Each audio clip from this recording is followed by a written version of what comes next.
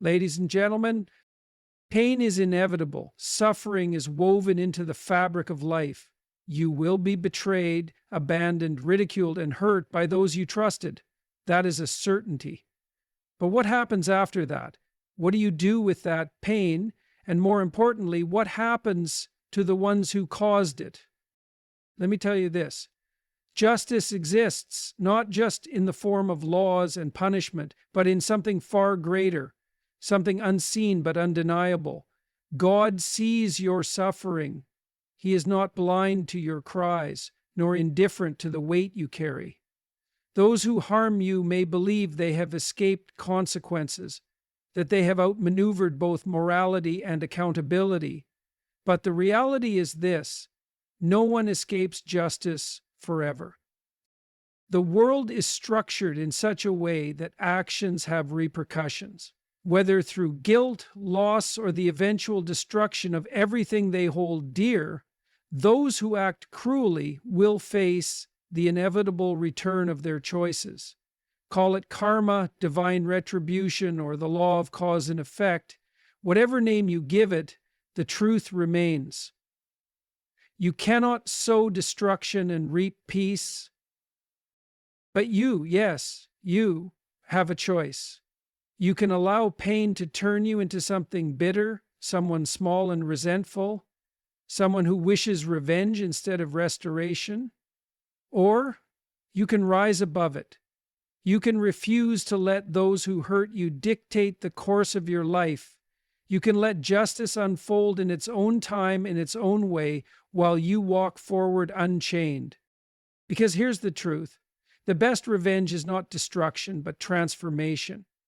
When you refuse to be broken by those who sought to break you, you become something greater than they ever imagined. You become a force that cannot be diminished by cruelty. So hold on. Stand firm. Know that the God who sees your suffering is also the God who brings justice. And while the ones who hurt you will face the weight of their actions, your task is not to seek their downfall, but to rise above it. The reality of suffering. Life is difficult. That is an undeniable truth. No matter who you are, where you come from, or what circumstances surround you, suffering will find its way into your life. And one of the deepest, most cutting forms of suffering is betrayal. When someone you trusted, someone you rely on, turns against you, it can shake the very foundation of your existence. It can make you question everything, your worth, your judgment, and even your faith in the goodness of the world. But here's something crucial to understand. Suffering is not meaningless. It is not a random, chaotic force sent to destroy you. No, suffering, especially suffering at the hands of others, is one of the primary ways life teaches us, shapes us, and ultimately transforms us. But only if we allow it to. When you experience deep pain, you are standing at a crossroads. You can choose to let the pain define you, consume you, and turn you into something bitter, resentful, and small. Or you can use that pain as fuel for growth, wisdom, and resilience. This is not to say that the hurt isn't real. It is. And it's not to say that your suffering is fair, because often it's not. Life is not fair. People will hurt you, sometimes deliberately, sometimes carelessly, without even realizing the depth of their impact. But fairness was never promised. What you are promised, however, is the ability to respond. And this is where your true power lies. Suffering, when met with courage and understanding, can refine you. It can make you stronger, more discerning, and more capable of navigating the complexities of life. The deepest wounds often carve out the space for the greatest wisdom. Think of anyone who has truly made an impact, someone you admire, someone who carries themselves with depth and presence. More often than not, that person has endured suffering. They have faced pain head on, learned from it, and emerged on the other side with greater clarity. Now, this does not mean that suffering should be welcomed or sought after. No one should go looking for pain. But when it arrives, as it inevitably does, you must not run from it. You must not numb yourself with distractions, avoid the hard truths, or fall into the easy trap of blaming the world. That path leads nowhere but deeper misery. Instead, you must confront suffering directly. Ask yourself, what can this pain teach me? What does this experience reveal about myself, about the world, and about the people around me? If you can wrestle with those questions, if you can sit with the discomfort instead of running from it, you will find that suffering is not the enemy, it is the teacher. And here's something else to remember. You are not alone in your suffering. No matter how personal, how isolating, or how unjust your pain feels, it is not unique to you. Millions before you have suffered in the same way. This is not to diminish your experience, but to remind you that strength is possible. Others have endured betrayal and loss and have emerged stronger. So can you. God sees your pain. He knows the depth of your suffering, even when it feels like no one else does. And while justice may not be immediate and healing may not be instantaneous, there is purpose in your endurance. The ones who hurt you will face the consequences of their actions, not by your hand, but by the very structure of reality itself. Your task is not to seek their downfall, but to ensure that you rise. Because pain will come, but how you respond, that is what defines you. The moral framework of justice. There is a structure to reality, a moral framework that governs human behavior, whether we acknowledge it or not. We often look around and wonder why evil seems to prosper, why those who lie, manipulate, and hurt others appear to move forward without consequence. It's a painful and frustrating realization, especially when you have suffered at the hands of such people. But here's the truth: no one escapes justice forever. At first, it might seem like life rewards the wicked. People who deceive their way to the top get wealth and power. Those who betray others walk away unscathed, while their victims are left to pick up the pieces. And it can feel infuriating. It shakes our faith in fairness, in morality, in the idea that doing the right thing actually matters. But if you look deeper, beyond the surface of immediate success, you will see that wrongdoing always carries consequences. They may not come in the way we expect or on the timeline we prefer, but they come nonetheless. Justice is not just a human invention. It is built into the structure of existence itself. When someone acts with cruelty, they corrupt themselves. Their mind becomes twisted by the lies they tell, their relationships become shallow and unstable, and they lose the ability to experience genuine peace. No one who lives a life of betrayal and deception is truly at peace. They may distract themselves with pleasure, material wealth, or power, but underneath it all, there is a price being paid.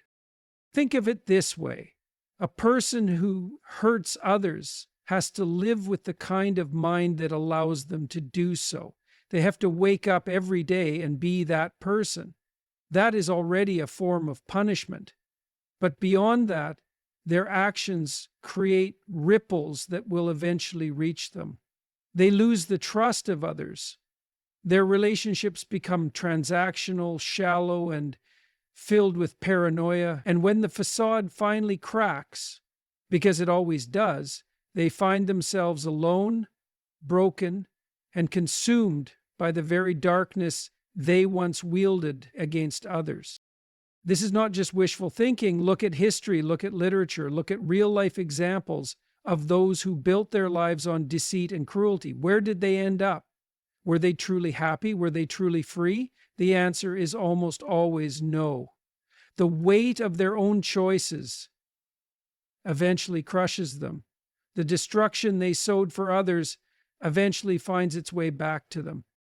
And so, if you have been wronged, if you have suffered at the hands of someone who seemed to walk away without consequence, remember this: they are not free from justice. Their punishment is woven into their actions. It may not happen in the way you want or at the time you desire, but reality has a way of settling the score.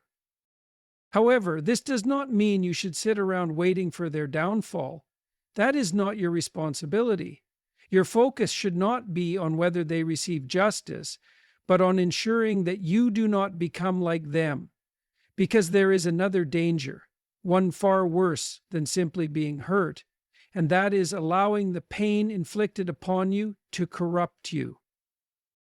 It is easy to seek revenge, to let bitterness take hold, to start believing that since the world is unjust, you might as well abandon morality. But that is the path of self-destruction.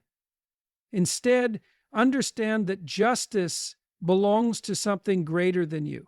Your role is to continue forward, to grow, to heal, and to ensure that you do not become the very thing that hurt you. Because in the end, those who act with cruelty will face the consequences of their own actions. But more importantly, those who endure suffering without allowing it to destroy them will emerge stronger, wiser, and victorious, not through revenge, but through transformation. Your response to pain determines your future. Pain is inevitable. Betrayal, disappointment, loss, these are not exceptions in life. They are the rule. At some point, someone will hurt you. They will lie to you, betray your trust, or abandon you when you need them most. That is a harsh reality, but it is one you must accept if you want to move forward. However, here is the crucial part. It is not the pain itself that defines your future. It is how you respond to it. That is what separates people who rise above their suffering from those who are consumed by it. You do not always have control over what happens to you, but you do have control over how you react. And that choice determines everything. When people are hurt, they often fall into one of two destructive paths. The first is bitterness. This is the person who never lets go of their pain. They allow it to fester, to harden their heart, to convince them that the world is a cruel and unjust place. They build walls around themselves, becoming cynical and distrustful. And while they think they are protecting themselves, in reality, they are imprisoning themselves. They let the person who hurt them continue to have power over them because every thought, every interaction, every future relationship is shaped by that past. The second destructive path is revenge. This is the person who, instead of turning inward with bitterness, turns outward with vengeance. They seek to hurt others the way they were hurt, to prove that they are not weak, to take back control through destruction. But this, too, is a form of self-imprisonment. Revenge does not free you, it binds you to the very thing that caused your suffering in the first place. It transforms you into the same kind of person who hurt you, ensuring that the cycle of pain continues. So what is the alternative? How do you respond to pain in a way that does not destroy you? The answer is transformation. Instead of allowing suffering to turn you into something small and resentful, you use it as fuel to grow into something stronger. You let it refine you. You let it teach you wisdom, resilience, and patience. You learn from it, not in a way that makes you fearful of the world, but in a way that makes you aware of it. You become someone who is not easily deceived, not easily broken, but also not hardened into cruelty. Think of it like this. When gold is refined, it must go through intense heat. That heat burns away impurities, leaving behind something purer, something more valuable. Your suffering is that fire. It can either destroy you or it can refine you. The choice is yours. This is not an easy path. It requires discipline. It requires refusing to dwell in self-pity. It requires actively choosing to move forward, even when the weight of your pain tempts you to stay in the past. It means resisting the urge to retaliate, resisting the urge to close yourself off, and instead choosing to build a future that is not defined by the worst thing that happened to you. And remember this, the strongest people you will ever meet, the ones who carry wisdom, presence, and an unshakable inner strength, are not the ones who never suffered. They are the ones who suffered deeply, but did not let it break them. So when you are faced with pain, ask yourself, will I allow this to define me? Will I become bitter, vengeful, or weak? Or will I take this suffering and forge something powerful from it? Because in the end, it is not your pain that determines your future. It is what you do with it that truly matters. The unseen order holds accountable. There is a moral structure to the universe, an unseen order that governs life. Whether or not we acknowledge it, it exists. It operates beyond human perception, beyond courts of law, beyond what we consider immediate justice. And within this order, one thing is certain. Those who act with cruelty, deception, and malice will be held accountable. This is not just a comforting thought, it is an observable truth. The person who wrongs you may escape legal consequences. They may continue on with their life as if nothing happened. They may even seem to prosper. And that can be infuriating. But what they cannot escape is the weight of their own actions. The inescapable consequences that unfold, not just in the external world, but in their own mind and soul. You see, when someone engages in wrongdoing, they do not just harm others, they corrupt themselves. Every lie they tell, every betrayal they commit, every time they knowingly inflict pain on someone else, they are reshaping who they are, and that reshaping is not in their favor. They become smaller, weaker, more chaotic. Their internal world begins to decay, even if their external world looks intact. Consider this, a person who constantly deceives others must live in a world where deception is necessary. They must always watch their back. They must always manipulate, always cover their tracks, always exist in a state of unease. This is not freedom. It is self-imposed imprisonment. The world they create for themselves is one of paranoia, instability, and eventual downfall. The same is true for those who betray, those who abandon, those who destroy others for their own gain. They may convince themselves that they have won in the short term, but they do not escape the consequences of their actions. They carry the weight of what they have done, whether they acknowledge it or not. You might not see their suffering immediately, but that does not mean it isn't happening. It happens in ways that are often invisible at first, through a restless mind, through relationships that begin to crumble, through a deep-seated dissatisfaction with life that they cannot escape. They might try to mask it with distractions, with power, with success, but none of it will ever bring them true peace. And then there is the larger inevitable consequence, one that is not just psychological, but woven into the very fabric of reality. A person who harms others creates ripples of destruction, and those ripples always return. Call it karma, call it divine justice, call it the natural order of things, whatever term you use. You cannot sow destruction and expect peace in return. You cannot betray and expect loyalty. You cannot act with cruelty and expect love.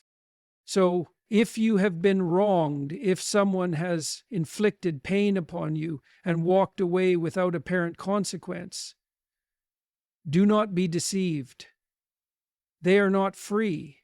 They are bound by the weight of what they have done, whether they realize it or not. But here is the part that matters most. It is not your job to enforce this justice. That is not your burden to carry. You do not need to waste your energy wishing for their downfall or hoping they will suffer. The unseen order will take care of that. Your job is to move forward. Your job is to heal, to rebuild, to rise above. Because while those who hurt others will inevitably face the consequences of their actions, those who endure suffering with courage will reap something far greater: wisdom, strength, and a life not bound by the pain of the past, but empowered by the resilience they have forged through it. Hope and responsibility are the way forward. Pain, betrayal, and suffering do not have to define you. They may shape you, they may change the course of your life, but they do not have to be the final word in your story. The ones who hurt you will face their consequences one way or another, but your responsibility is not to wait for their downfall. Your responsibility is to ensure that you do not remain trapped in the suffering they caused. There is a dangerous temptation that arises when we are deeply wounded. That temptation is to stay in the pain, to hold on to it, to make it the centerpiece of our identity. And why wouldn't we? When someone wrongs you, when they betray you, humiliate you, abandon you, it can feel as if the only way to make sense of it is to dwell on it, to make sure the world knows what happened, to let the injustice define everything moving forward.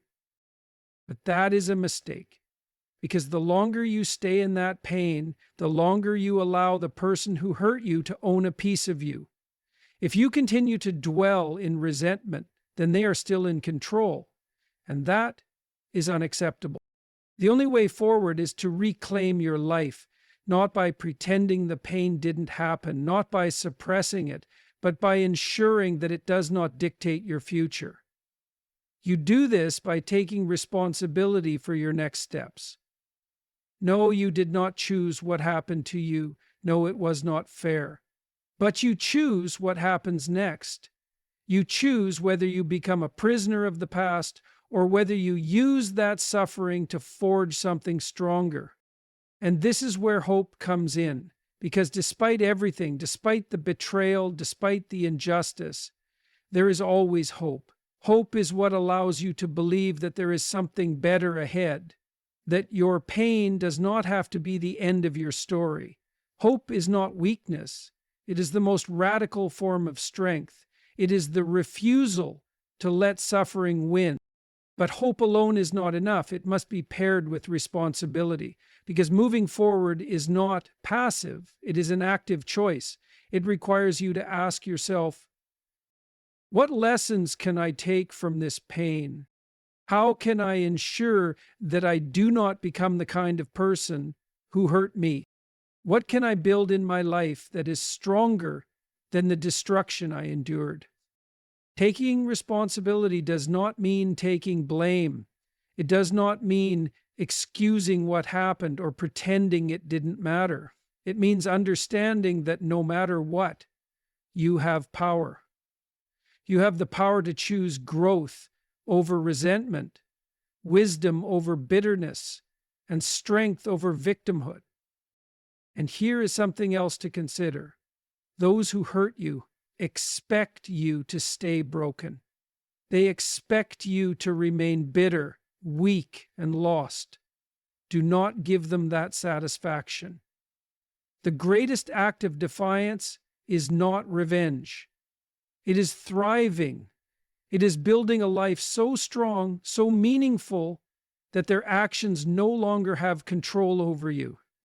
So, do not wait for justice to come before you move forward. Justice will come, but your task is to rise. Your task is to rebuild, to become stronger, to take what was meant to break you and turn it into something powerful. Because in the end, the ones who hurt you will face their consequences. That is inevitable. But the real question is this: when that happens, will you still be standing there, watching, or will you have already moved on, stronger, wiser, and free?